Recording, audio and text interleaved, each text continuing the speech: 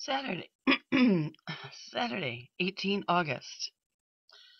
From the heart of Smokeland here in Idaho, where even our clothes smell like smoke. Today, I am in Google Earth. This is the National Weather Service Current Fire Weather Index, Fire Weather Watch, and Red Flag Warnings. This is odd because the West Coast, as you know if you live there, has been absolutely soaked in radioactive rain from spring until very recently. No summer until recently, and then unseasonable and even dangerous, for those unfamiliar with it, heat. Now, as a result of that, they've got a red flag warning of all places on the Olympic Peninsula, western Washington, and I'm sure up into coastal BC as well. I'm sure that this would extend up here. So the U.S. is so parochial. Everything is sort of frustrates me. I wish I had more time to do Canadian reports as well. Here is red flag warning right down through central Oregon, eastern Oregon, parts of northern California, which we know there's some serious fires going in California as well. And then, of course, into southern Idaho. Fire weather watch. In places the two coalesce. It's amazing what you can see in Google Earth when they don't edit it or remove it. Okay. This is still beautiful heart of summer here, but I really can't go outside. The smoke is just yellow and gray and swirling everywhere. And it's not worth it to go outside, even on a day off. That's very sad in a recreational area and extremely difficult for farmers and ranchers and those who have to work in it. Here is NASA's wildfire smoke billows over Wyoming, www.nasa.gov. That just shows this type of thing quite often, but you can see, just wanted you to see all the smoke over Idaho, because this is what I've been reporting on. Look at Wyoming and Utah. Massive. Really quick, little update locally for you. Now, I wasn't panicking by any means with my story last night about the enclosure fire, but it certainly is a wake-up call for everyone in the fire areas of the West. Updated today by Catherine Wetz, www.mountainexpress.com, Idaho Mountain Express, updated and breaking. Awesome, Catherine Wetz. She must be hardly sleeping. Okay, fire update. Enclosure fire smaller than thought. Though the valley's blanketed in significant amounts of smoke, a U.S. Forest Service spokeswoman said this morning that now the 179-acre enclosure fire is holding steady. This is as of this morning. Local fire departments, that's not BLM or hotshots, but local fire departments who were backup, were released from the enclosure fire at 6 p.m. last night. Ketchum Fire Department Chief Mike L. said the crews will not be pulled back in unless there's significant activity on the fire. Despite winds of 20 miles an hour, or here you are in kilometers, last night, lines of containment set by crews to keep the fire from spreading to the northeast and southeast held thus far. So they expect it to run out of fuel. However, this is so bizarre, as I noted in my story about how this is a deja vu fire. And it's certainly a wake-up call. Everybody in the West, be ready all the time. Fire weather warning has been issued for Sunday afternoon through Sunday evening, as thunderstorms and winds are expected to hit the area. However, they have left the closure area intact around this fire and local campgrounds as well. NWS has Blaine County under air quality alert. Most of the fires due to Halstead, Trinity Ridge, and Mustang. This is concerning. Lots of elderly come up to this area, Sun Valley, Ketchum, to holiday, and I'm concerned about those with cardiovascular and pulmonary issues and the elderly. You can hear that I'm having a little trouble breathing. I'm really worried about the elderly. Okay, there's that. This is what's happening in Stanley now. Okay, this is actually, the last time we looked at the webcam, that was not a very good depiction of what was going on. Things are very serious up in Stanley. If you look at my previous video, you'll see the sawtooths. You can't see them today in Stanley at all. Okay, it's www.sawtoothcam.com.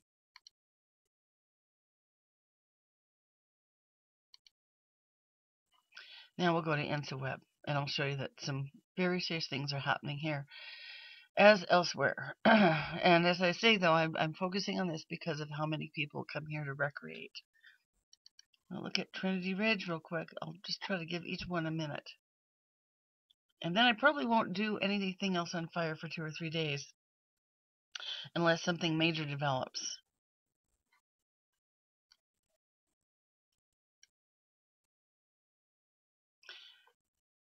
Well, we'll hope that it's going to work. Here we go. It's very high volume on this InstaWeb website, www.instaweb.org. Community meeting will be held at the Pine Senior Center today at 10:30. Residents are being allowed to access their property today in that area. Roads to Atlanta remain closed to all traffic. Look how big now. Now there's 2 long arms of this fire moving down this way, south and southeast. This fire, the Trinity Ridge, continued to grow yesterday as a result of high temperatures and gusty winds and low humidity. Fire size has increased by over 10,000 acres around the entire perimeter of the fire. The fire is predicted to, it's so sad, to reach Featherville in the next 24 hours due to active fire behavior. Fire advanced toward the North Fork of the Boise River and southwest into the Old Roaring River fire. The fire has wrapped around Rocky Bar, although they think they're saving most of Rocky Bar, and continues moving to the south along Rocky Bar Road.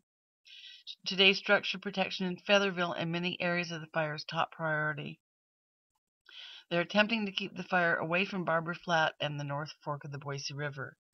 If it jumps the North Fork of the Boise, we got real serious problems. Already, 82,000 acres. 2 merging convective columns out of Whiskey Creek drainage began to converge, and debris dropped out of the column into Featherville. Debris consisted of intact pine needles and wood litter. It's so sad. All these precious mountain towns, as well as all the ranches burning up to the south, and all these gold rush towns. There's the fire. Ugh. Okay, let's go back. I wanted to show you Mustang and Halstead without taking 15 minutes to make this video. But all these wonderful gold towns and the dredge, Mustang. We'll look at that, and then the only other one that I'll show you today is Halstead, if I have time. Mustang complex, very serious. This is getting into the Salmon River area. So www.instaweb.org. Mustang complex, Salmon Challis National Forest, 81,426 acres. Now, for immediate release, 8 a.m. this morning, firefighters are guarding the banks of the Salmon River wildland. Of all of the wildlands in North America, this is one of the most beloved. This is just cuts to the heart and the core. As I say, also the history of the Yankee Fort Gold Ridge could be lost. All this history, these gold towns. This is the Mustang Fire Complex. Look. Okay. And this is where fire spotted. If these two join, well, I'm not going to speak that. This is an overview. Mustang Complex Fire Progression. You can go to this website and you can enlarge this. 2 of the fires, Mustang and Broom Trail, have burnt together. The other fires, Roan, Cayuse, and East Butte, continue to show activity and increase. The complex is currently backing down Colson Creek toward the Salmon River. A lot of people have been really worried about this getting into the Salmon River drainage.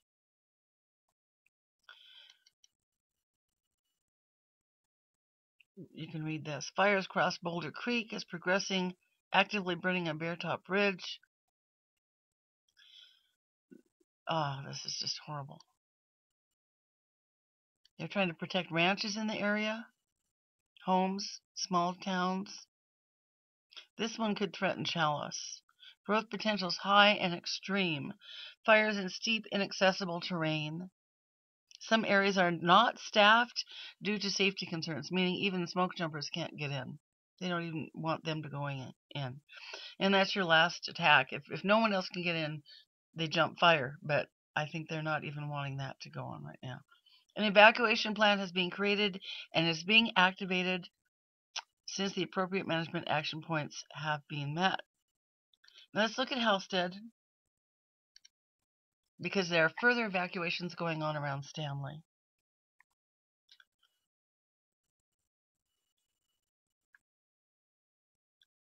And I'm not even addressing the fires near Twin Falls or the fires around Shoshone or all the many lightning-caused and man-caused fires all over Idaho. Bushfires everywhere. Boise, the Springs fire.